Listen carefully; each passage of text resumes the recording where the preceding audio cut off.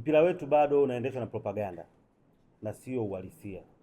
Ingawaje sisi kama, na mimi hapa nitazungumza ukweli, lazima mnanifahamu, mpira wetu umekuwa unakwenda katika mazingira ambayo sio katika uhalisia na dunia inavyotaka.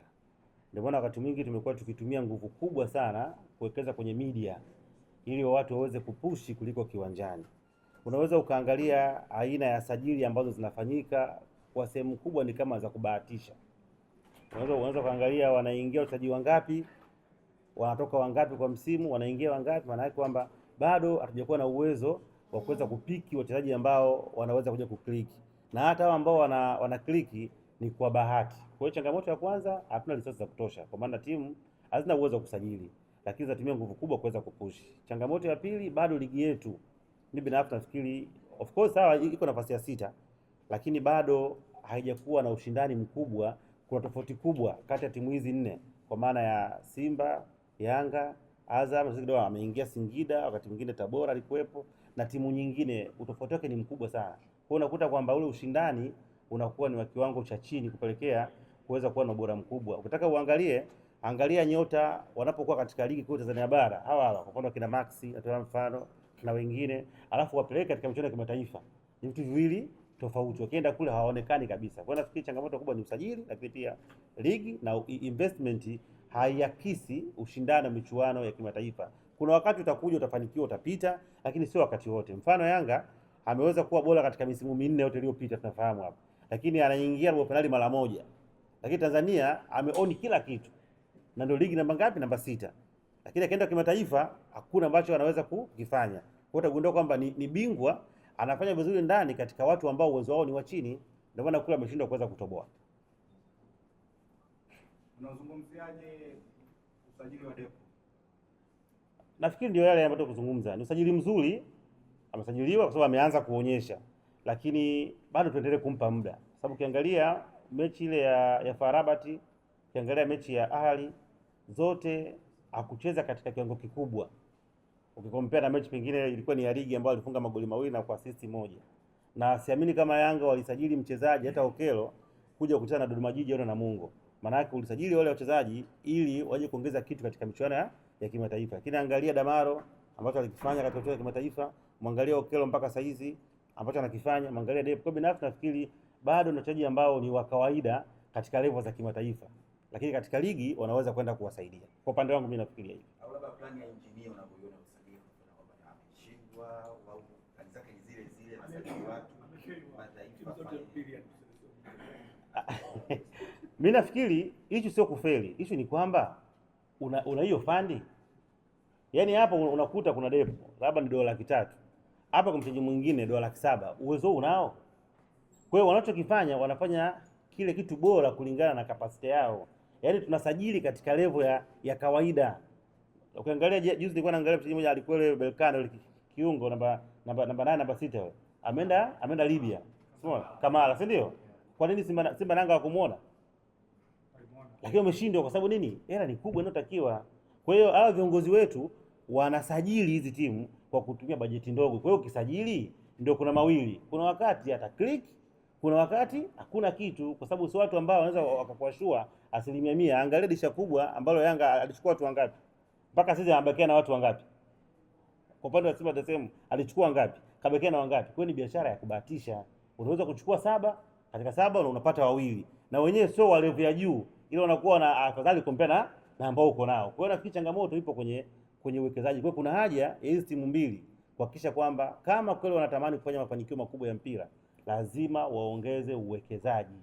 Yaani sasa dunia ipo kwenye kutumia pesa. Kutoa dola milioni 1 ni kawaida kwa timu nyingine. Yeah. Nimeona comment nyingi za baadhi ya wachambuzi na hata mashabiki wanalalamikia namna ambavyo Pedro kocha wa Yanga anaiset timu yake. Labda kocha wa Yanga amechangia timu yake kwenda robo finali. Mimi kwangu nasema hapana. Mimi ambacho kinanipenda kuambia Yanga wamekosa wachezaji wakubwa ambao wanaweza kuwa na umakini katika maeneo kumalizia. Miongoni mwa timu ambazo zimetengeneza nafasi nyingi kwenye michuano hii ni Yanga. Kwenye kila mchezo kama utaamua kufuatilia. Hiyo mechi ambayo walitoka bila kufungana na ile na JS Kabylie ugenini, Yanga itakuwa kuweza kushinda nafasi 4 za wazi, hawakuweza kuscore. Mechi ya Ali nafasi 3 za wazi hawakuweza kuscore. Mechi ya FAR Rabat nafasi 3 za wazi hawakuweza kuscore. Kwa changamoto ni aina ya wachezaji walionao. Hasa mwalimu anafanya kitu gani? Watengeneza timu wanafika mbele hawezi kuwa nafasi. Kwa hiyo issue ni quality. Kwa lazima ifike hatua waamue kama kweli wana malengo ya dhati ya kutaka kuchukua bingwa wa Afrika au kufika nusu finali. Tafuta wachezaji wengine. Hao wakina Max level zao ni ndani. Lakini kwa nje hawezi kukusaidia. Huo ndio uhalisia ambao pengine hawatapenda kusikia, lakini ndio ukweli uliopo. Issue ni quality ya wachezaji. Kama unavyosema kwamba ligi yetu haina ubora kufanya bingwa wetu kwenda kufanya vizuri kwenye mashindano ya kimataifa, una maana gani wakati Simba hawezi kwenda robo finali na ligi hii? Yaani mafanikio sio robo finali. Mafanikio ni kuchukua ubingwa wa Afrika. Hata Yanga tunamzungumzia alifika robo finali mara moja, si ndio? Katika misimu mitano. Na hata hao Simba wanatamani siku afike nusu finali. Nazungumzia kwamba ule ushindani uliopo bado haukidhi kuweza kutupatia mafanikio makubwa. Ushindani uliopo baina ya hizi timu tatu hizi na timu nyingine. Leo hii ukiangalia records Simba na Yanga mara ya mwisho kufungwa na timu nyingine ya ligi ni lini? Unaweza ukaanza kutafuta. Msimu mzima anatoka sare 2, atafungwa mechi moja. Kwa hiyo level yao iko tofauti na hizi timu nyingine. Kwa hiyo wanashindwa kujipima vizuri. Leo ukiangalia Yanga kutana timu nyingine anapiga goli 5, goli 7, mechi 3, goli 9. Unakwenda kimataifa una mechi 4, goli 1. Umeona huo uwiano? Maana yake hatuna uwiano. Kwa hiyo ukimchukua Dube akija kucheza na JKT na Dodoma Jiji si na Coast anakupatia matokeo. Lakini akaenda kukutana timu ya kawaida tu kama JS Kabylie hawezi kufunga. Kwa maana yake kuna utofauti wa viwango baina ya timu tatu hizi au 4 na timu nyingine. Kwa hiyo wanashindwa kupata ile kipimo halisi na hata kuanza kujipima kuweza kuona kama je wana timu bora au sio bora. Mimi naomba nikutoe kidogo. Leo limefanyika tukio kubwa sana pale Benjamin Mkapa na ni taarifa rasmi kwamba sasa tunakuwa na Gamondi kwa miaka 2. Lakini kwenye tukio lile waziri wa michezo ametumia kama fursa kumwelekeza msajili kwamba kamilisha sasa mchakato kwa sababu swala unafikiri ile ndoto siku moja ambayo Simba walikuwa wanaiwaza kuwa bingwa wa Afrika, siku ambayo pia wana michezo na mimi hata leo natamani kupata bingwa wa Afrika kutoka Tanzania, inaweza kukamilishwa na mchakato wa mabadiliko wa vilabu vyetu hivi vikubwa ambao wanauendea kwa maana ya Simba, Yanga wanauendea. Lakini unafikiri kauli ya Mheshimiwa Waziri inakwenda kuchagiza kitu gani kuelekea mabadiliko ya Simba? Kwa sababu sasa wako kwenye mchakato wa katiba yao kupitishwa na msajili. Unafikiri inakwenda kuchagiza kiasi gani? Nafikiri unapozungumzia issue ya mabadiliko ya kiuwekezaji ni issue muhimu sana. Kwa sababu kwanza itakwenda kutoa fursa kwa maana kwa kuna mashirikiano yaliyo wazi baina ya hao investors na vilabu kwa moja ama nyingine. Ambako sasa pale itakuwa ni rahisi kuweza kufanya monitoring ya kitu ambacho kinapatikana. Kwa hiyo mimi binafsi nimeona kwamba ni hatua nzuri. So ukiangalia Simba ni kama wanasintofahamu, wao ndio walikuwa wameanza mchakato. Baada ya Yanga wakaja wakaingia, lakini wakaja wakawa wamestack. Kwa hiyo ile itakwenda kusaidia kwanza kupata wawekezaji ambao watakuwa wanaweza kufikia matakwa ya timu. Sababu leo hii ukiangalia upande wa Yanga na upande wa Simba, mwekezaji au mtu aliyopo abanwi, sawa? Abanwi na kanuni na aina ya uwekezaji. Kwa hiyo mimi naamini kwamba kama michakato hii ikikamilika kwa wakati, timu zitakwenda kuimarika, watakuwa na uwezo wa kusajili, watakuwa na uwezo wa kujenerate income na kupanga bajeti ambazo zitaweza kuweza kufikia kwa muda. Kwa hiyo binafsi nafikiri ni kitu kizuri, lakini pia kwa upande wa alichokiongea waziri ni kitu kizuri. Hata kuna vitu viwili, kuna kuzungumza waziri na kuwa na utayari na wanachama wa hizi timu. Shida ni kwamba tuna wanachama wa aina mbili. Tuna wanachama ambao wapo kuona hizi timu zipo wao wakinufaika na viongozi, na kuna watu ambao wanataka kweli mpira uweze kuendelea. Sasa hizi pande mbili kama hazitakaa sawa, hatuwezi kufika. Ndio maana leo unakuta kwenda Simba, kuna wengine wanamtumu mwekezaji, wengine wanampongeza, kuna wengine wanamtumu mwenyekiti, wengine wanampongeza. Kwa pale pana maslahi mengine nje ya klabu. Kwa nafikiri vema watu wote tukakaa tukaangalia mpira tunachotaka.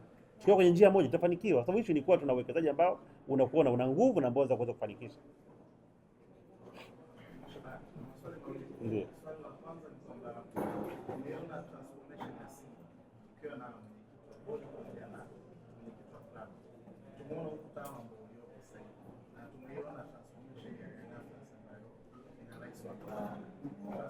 Ipi ambayo ni sahihi kwa hiyo kilabu.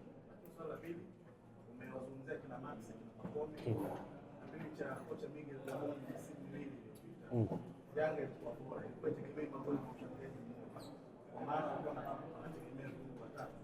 Kwa maana sisi Pacome na Max. Lakini Max anaonekana akiwa flow. Shida ni ipi? Je, aidha ni wachezaji au walimu ambao wanaenda sasa hivi na wameshindwa kuweza kuendeleza vipaji vya wachezaji? Nikianza swali la kwanza, mfumo wa Simba na wa Yanga upi uko sahihi? Mpaka saizi hakuna ambao uko sahihi, sababu hakuna ambao umeshinda mpaka sasa ambao umepita. Wote wapo kwenye process.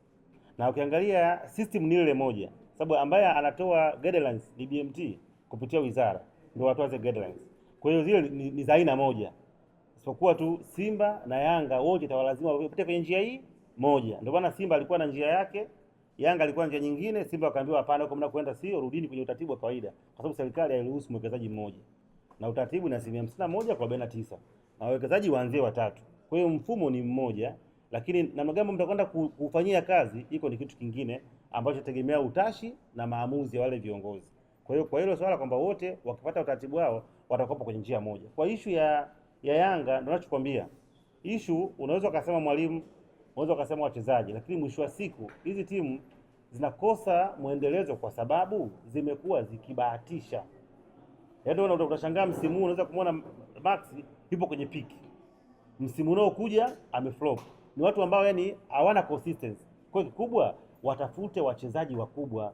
Kwa maana kuna muda timu hiyo moja anaweza akapewa mwalimu mwingine akafanya vizuri. Kwa hiyo mimi natamani nione siku ili uweze kuchukua ubingwa wa Afrika. Ni lazima uwe na uwezo wa kuwania wachezaji na matimu ambazo zinachukua ubingwa wa Afrika. Yaani mchezaji ambaye anamchukua Ahli na wewe uwe na uwezo naye. Uwezo ukiwa unataka ubingwa wa NBC Premier League alafu uwezo tunana na Yanga na Simba kwenye kusajili.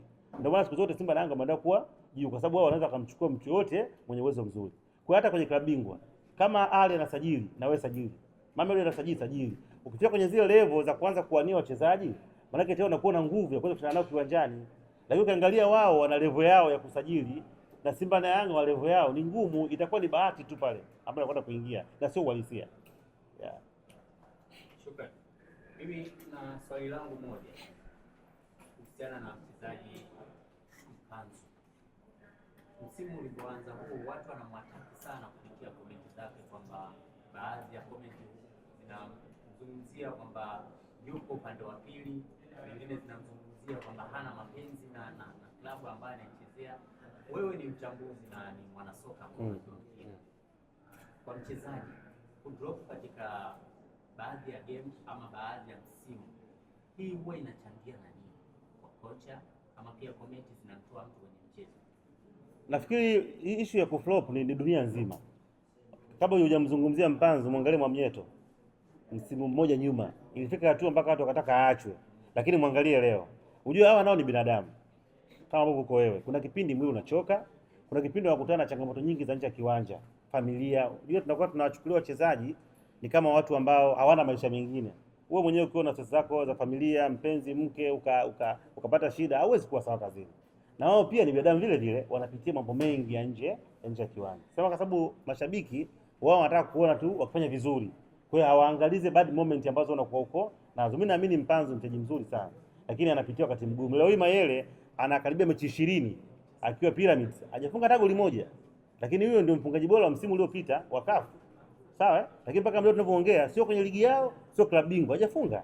Kwa hiyo hivi vitu kwenye mpira vinatokea, lakini namna gani ambavyo watu wako wa karibu na mashabiki wanaweza kukuendo kuweza kukusaidia kwenye kurudi katika ubora wako. Kwa nafikiri jukumu kubwa la kumrudisha Mpanzu sio la waandishi, ni la wanachama, mashabiki na viongozi wa Simba, ndio wanatakiwa wao muencourage. Lakini ikitokea na wao sasa wakaanza kumuattack kama ulikuwa unaona anatumika ile, maana yake sasa wewe ndio mwenye mchezaji wako. Wewe tena unaanza kuhisi kwamba anatumika. Maana yake unamtoa kwenye mchezo. Kwa hiyo pia mashabiki wa Simba wana changamoto katika hilo. Wanashindwa kusupport wachezaji wao. Angalia Dube, alipitia wakati mgumu, Yanga wakaamua kumsupport mpaka wakamchangia pesa ilimsaidia. Kwa hiyo na wenyewe pia walione hilo kwamba nao ni binadamu. Kama kuna moments ambazo wanakuwa wanapa furaha, hata kipindi ambacho wako vizuri, waweze kuwa support sababu ni sehemu ya timu zao na hawana namna kuweza kufanya kwa bidii. Bwana, zimetoka rank za CAF. Sasa mimi nataka kumsaidie shabiki ambaye anatazama kwenye TV yangu, mweleweshe. Zile rank zinaonyesha nafasi ya kwanza mpaka nafasi ya 60. Simba anakaa iko nafasi ya 8. Yanga ya 10. Yanga iko nafasi ya 10. Kumweka sawa shabiki wa Simba na shabiki wa Yanga, wewe kama mchambuzi hapo unaona iko hivi, hizi rank za CAF ni rank ambazo zinakuwa zinakaa ndani ya miaka 5. yaani wanaandaa miaka mitano ya mashindano, ndio wanakuwa wanaziandaa zile point, na kwenye ule msimu wa mashindano zitakuwa ni alama 5. Msimu unaofuata ni 4, unaofuata 3, unaofuata 2, unaofuata ni 1. Kwa hiyo wanakuwa na rank hivyo, na kwenye kila msimu manake unatoa alama nyuma. Kwa katika msimu huu Simba aliingia alikuwa na alama 33 tulipokuwa unaanza huu msimu, ngapi? 33. Yanga aliingia alikuwa na 25, ndio alikuwa ameanza nazo katika msimu huu. Kwa hiyo michuano ya klabu bingwa na kombe la shirikisho wanaanza kuhesabu pointi katika hatua ya makundi. Na ukiangalia Azam alikuwa anacheza hatua za awali miaka yote alikuwa anapata pointi hata moja, sababu ili upate pointi walau pointi moja au nusu pointi kwenye hatua ya makundi. Kwa hiyo ukiingia kwenye hatua ya makundi ya kombe la shirikisho, kuingia tu unapata alama 0.5, kwa maana ukiwa wa 4 kwenye kundi lako. Ukiwa wa 3 unapata alama 1. Sawa? Ukiwa wa pili na wa kwanza unapata alama ngapi? 2. Hilo kombe la shirikisho. Klabu bingwa ukiingia hatua ya makundi tu unapata alama 1, nafasi ya 4. Unaona? Na nafasi ya 3 unapata alama 2. Nafasi ya kwanza na ya pili unapata alama 3.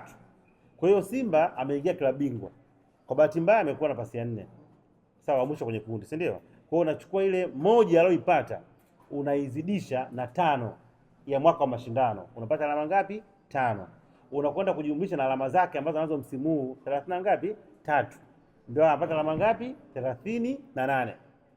Yanga alikuwa na 25 msimu walipoanza, alikuwa na alama 8 na Simba walipoanza tu. Amemaliza nafasi ya 3 kwa anapata alama ngapi? 2. 2 mara 5 za mwaka huu 10, unakuja kujumlisha na ngapi? 25. Unapata ngapi? 35. Kwa Yanga amepanda kutoka kwenye alama 25 mpaka ngapi? 35. Simba msimu uliopita alikuwa na alama 43 zikashuka mpaka 33. Kwa sasa anakwenda kwa 38. Kwa maana Simba anakuwa na 38, Yanga ngapi? 35.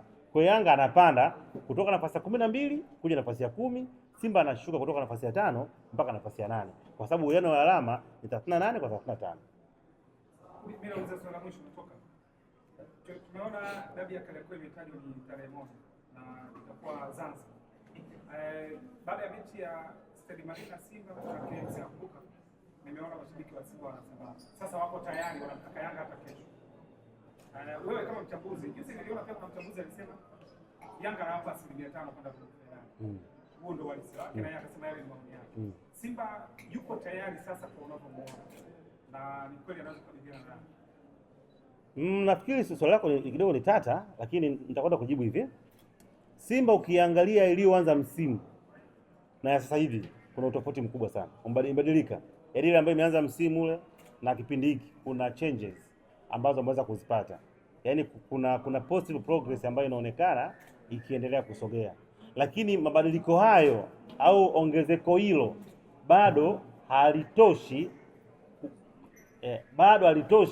kuifanya Simba iwe katika level moja na Yanga. Bado Yanga wana timu nzuri kuliko Simba mpaka sasa.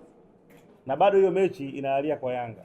Na bado Yanga anaweza kupata matokeo. Ikitokea vinginevyo ni masuala ya mpira. Lakini kwa maana ya quality wise na vikosi bado Yanga iko